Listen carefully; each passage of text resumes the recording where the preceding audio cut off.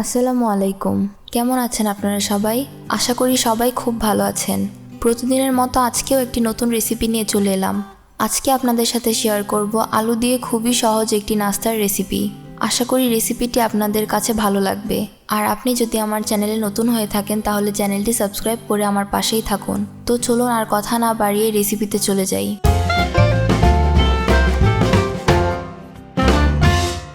Welcome back to my channel. তার জন্য প্রথমেই আমি 3টে মিডিয়াম সাইজের আলু নিয়েছি। আলুগুলো ছিলে খুব ভালোভাবে ক্লিন করে নিয়েছি। এবার আলুগুলোকে কেটে আমি ছোট ছোট টুকরো করে নিচ্ছি। আলুগুলো ছোট ছোট টুকরো করে দিলে সেদ্ধ হতে টাইমটা কম লাগে। ঠিক এভাবে আমি ছোট করে কেটে নিচ্ছি। তবে আপনারা যদি না চান তাহলে মাঝ বরাবর একবার কেটে সিদ্ধ করে নিতে পারেন।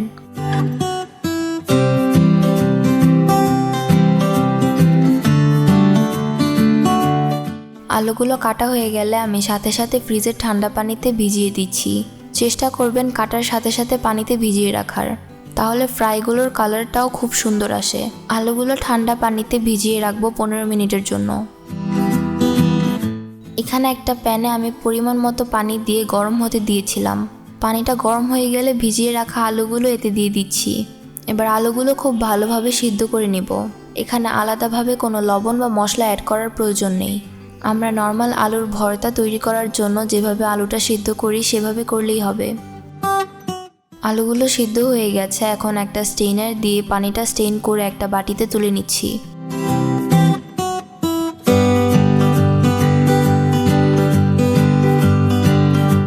এখানে একটা মিক্সিং বোলের উপর একটা স্টেইনার বসিয়ে দিয়েছি। এবার সিদ্ধ করে রাখা আলুগুলো এতে দিয়ে দিচ্ছি। এখন একটা স্পুনের সাহায্যে এভাবে চেপে চেপে আলুগুলো ম্যাশ করে নেব। এই কাজটা আলুগুলো গরম থাকা অবস্থায় করতে হবে। আর আলুগুলো এভাবে ম্যাশ করে নিলে আলুর ভিতরে আর কোনো লাংস বা দানা অবশিষ্ট থাকে না। আমি সবগুলো আলুই এভাবে ম্যাশ করে নিব।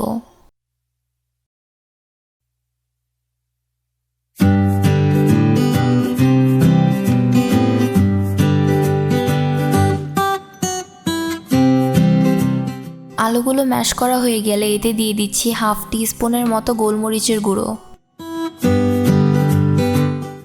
1 টিস্পুন লবণ, দিচ্ছি 1 টিস্পুন কর্নফ্লোর। এবার সব ইনগ্রিডিয়েন্টসগুলো আলুর সাথে খুব ভালোভাবে মিশিয়ে নিচ্ছি। যেহেতু আমি বলেছি আজকে খুবই সহজ ও কম সময়ের ভিতরে একটি নাস্তা তৈরি করে দেখাবো, তাই এই মশলাগুলো ছাড়া আমি এখানে আলাদাভাবে কোনো মশলা ইউজ করছি না। মাখা হয়ে গেলে এটাকে একটা সাইডে রেখে দিচ্ছি। এখানে আমি একটা পাইপিং ব্যাগ নিয়েছি। এবার পাইপিং ব্যাগের ভিতরে মেখে রাখা আলুটা দিয়ে দিচ্ছি। আর পাইপিং ব্যাগের সামনে আমি একটা স্টার শেপ নোজল লাগিয়ে নিয়েছি।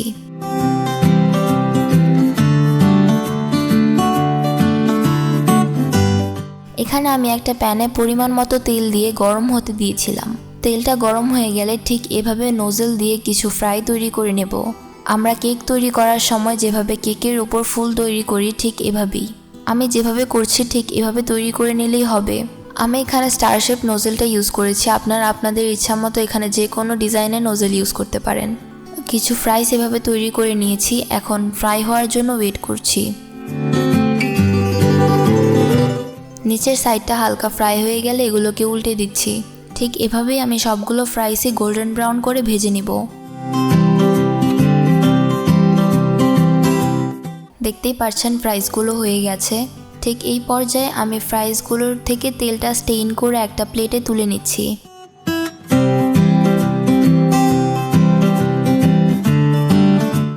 দেখলেনই তো এত কম ইনগ্রিডিয়েন্টসে আর একদমই কম সময়ে সহজে একটি নাস্তা তৈরি করে ফেললাম। তো আজকের এই রেসিপিটি যদি ভালো লেগে থাকে তাহলে ভিডিওটিতে একটি লাইক দিয়ে দিবেন আর হাংরি জোন বাংলা চ্যানেলটি সাবস্ক্রাইব করার অনুরোধ রইল।